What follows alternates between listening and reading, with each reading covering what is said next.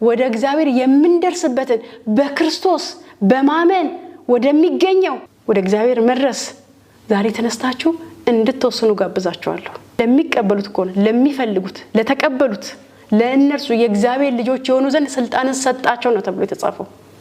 እሱ ባጭር በቀላሉ መንገዱ እምነት ይባላል። ሃይማኖት ማንንም ሰው ወደዛ አይደርስም። ሃይማኖት ግን አድካሚ አሰልቺ ዋጋ የሚያስከፍል ውጤቱ መጨረሻ ላይ ደግሞ ምን ዜሮ የሆነ ወይንም ደግሞ ኔጌቲቭ ባዶ የሆነ ነው። እምነት ግን ትርፋለው። እምነት ምንን ስለሚያስገኝልን? እምነት እግዚአብሔርን ስለሚያስገኝልን፣ እምነት ከክርስቶስ ጋር ስለሚያገናኘን፣ እምነት የእግዚአብሔር ቤተሰብ ስለሚያደርገን፣ እምነት አትራፊ ነው። ያ ማለት ግን ስርዓቶችን በእግዚአብሔር ቤት ውስጥ ያለውን ስርዓት አንከተልም ማለት አይደለም። በእግዚአብሔር ቤት ውስጥ ያለውን ስርዓት ሁሉ መልካሙን ስርዓት ሁሉ እንከተላለን። ከምን ቀጥሎ? ከእምነት በኋላ ነው።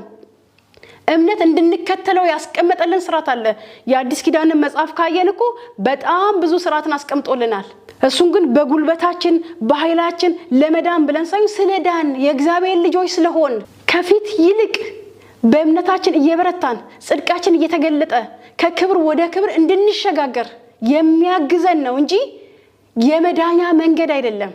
እግዚአብሔር ያንን ብርታታችንን አይቶ የሆነ ነገር እንዲከፍልልን አይደለም በፍጹም። ግን መልካም ብዙ ስርዓቶች የሚያስቀና ስርዓት መልካምነት በጎነት በእግዚአብሔር ቤት ሞልቷል።